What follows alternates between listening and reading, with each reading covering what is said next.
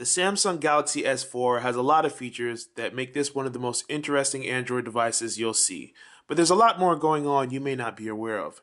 Here are 5 underrated tips for using the Samsung Galaxy S4.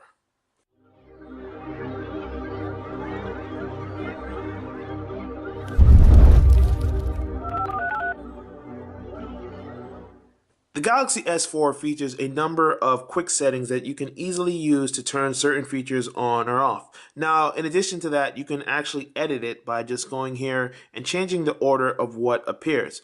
But there's actually a way to seeing all of them at once. What you do is instead of swiping down with one finger, you swipe down with 2 fingers, and now you'll see all of the different toggles that you can turn on and off.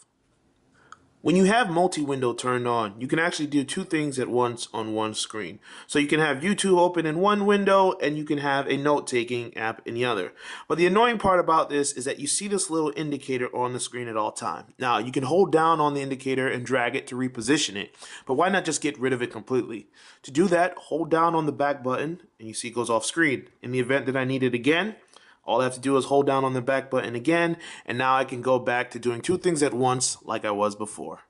You may notice sometimes that the home button is slow to respond. That's because S-Voice is enabled. So if you don't use S-Voice because you prefer Google Now or you just have a different shortcut, it's actually a good idea to disable that. So once you launch S-Voice by tapping the home button twice, go to Settings, and then disable Open from Home key. So from now on, when you press home, you should see it snap a split second faster. If you notice that AirView doesn't work as you've seen it in previous demos, it's not because your phone is messed up. It's actually because you need to edit it in settings to make sure everything is enabled. So by default, AirView might be on and off, but don't just tap that button. You actually need to tap AirView and change individual settings to make sure they're all on and working. So once you have that done, you can go back into Gallery and you can hover over certain images and you'll see previews as intended. The same concept applies to air gesture. So you need to go back to settings, click on my device, motion and gestures, and make sure air gesture is turned on and then go to actually tap on the left hand side.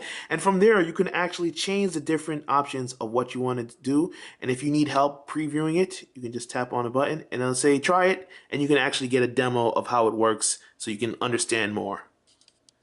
Samsung is really big on the Live Companion theme, but I don't really want a Live Companion. So to get rid of that, all I have to do is hold down on the screen, drag down, and tap this icon. And once I do that, I can change the text to be whatever I want it to be.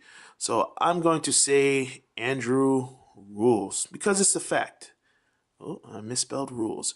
And aside from that, I can also turn on and off the time and date, and I can change the font to something that's a little more my speed, and I can change the color if I want. Okay, I'll save that. And now the next time I turn on my screen, I have something else to say. This has been a quick look at some of the things you can do with the Samsung Galaxy S4. Now remember, this is a phone that's chock full of features, so don't be surprised if when you're navigating, you pick up a few things along the way. If you're aware of a feature or a tip that we didn't cover in this video, be sure to let us know in the comment section below. But otherwise, this is Andrew from mobileburn.com. Thanks for watching. Hope you enjoyed the video, and if you did, click like and subscribe.